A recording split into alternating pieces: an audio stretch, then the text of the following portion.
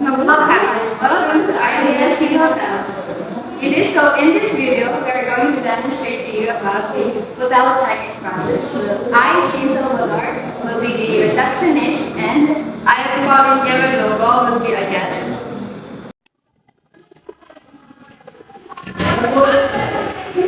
Good afternoon, ma'am. Welcome to IDS City Hotel. Hi, good afternoon. I have a reservation under the name of Mr. Lugo. Okay, ma'am, sure. Let me just check. So, Mr. Lugo, a deluxe room for two nights, right?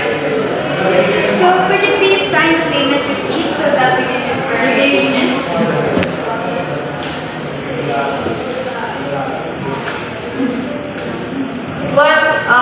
What amenities are part of this suite?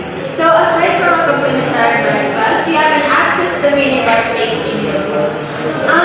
Housekeeping is free along with the concierge services, and also you can avail a free car service to the airport. Okay, so what time breakfast is served?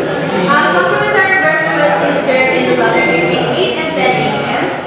Here is your key room number 415. You can take the elevator, and near to the left in your room is the fourth room, and where you stand, the bellboy will get your bags in your room.